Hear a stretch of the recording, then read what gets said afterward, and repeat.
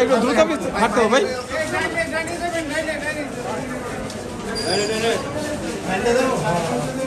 একটু দূরে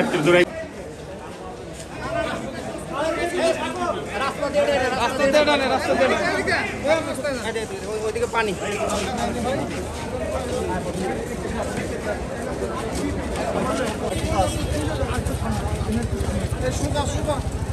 পড়ে যাবেন কিন্তু ভাই, পিছনে কিন্তু পানি একটু ফাস্ট পড়বেন কিন্তু ভাই, পড়বেন কিন্তু। পড়ে যাবেন। এই মুরব্বী সাইড এই সামনে বামে ঢোকেন।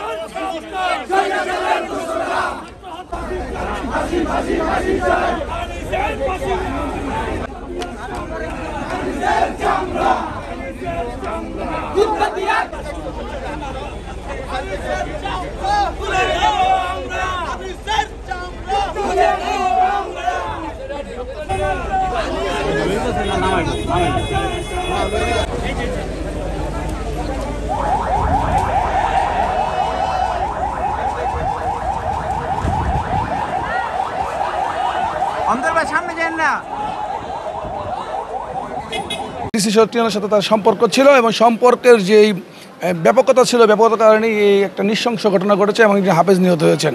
এবং তার এই ঘটনার প্রেক্ষিতে আজকের সিনিয়র জুডিশিয়াল ম্যাজিস্ট্রেট মাইনুদ্দিন কাদের সাহেব আমাদের এবং আসামি পক্ষের বক্তব্য শোনার পর উনি এই মর্মে সিদ্ধান্ত নেন যে এই প্রকৃত ঘটনা এবং অস্ত্র উদ্ধার ককটেল কীভাবে আসলো সেটা কীভাবে আসলো সেই ঘটনা উন্মোচনের জন্য এবং এই আসামিকে যাতে হাইকোর্টের মহামান্য উচ্চ আদালতের নির্দেশক্রমে 4 দিনের রিমান্ড মঞ্জুর করেন।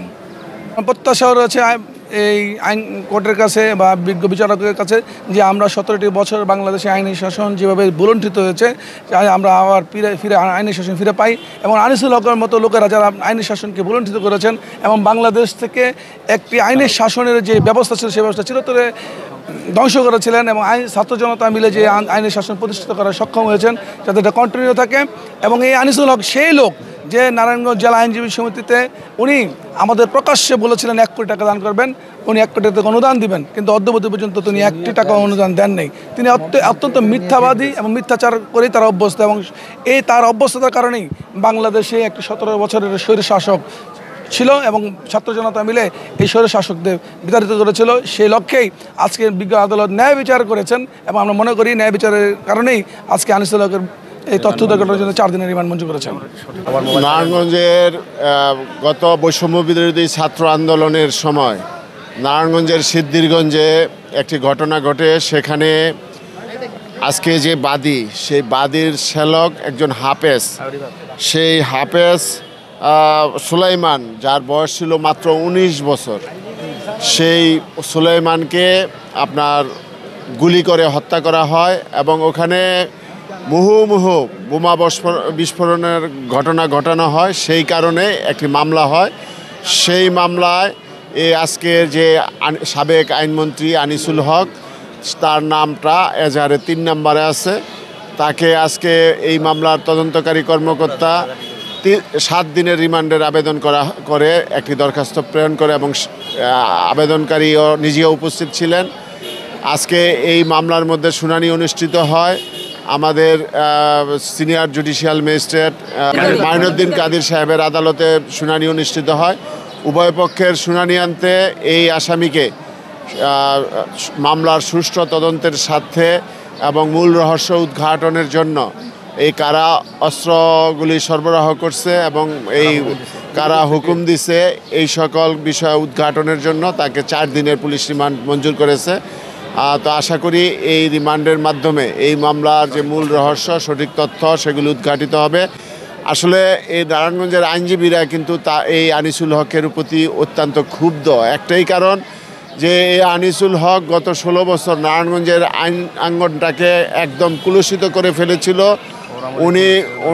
উনি দুর্নীতির কারণে নারায়ণগঞ্জে আদালতগুলি সঠিক মতো তাদের বিচারকরা দায়িত্ব পালন করতে পারে নাই, যার কারণে আইনজীবীরা ক্ষতিগ্রস্ত হয়েছে এবং বিচারপ্রার্থী জনগণও ক্ষতিগ্রস্ত হয়েছে।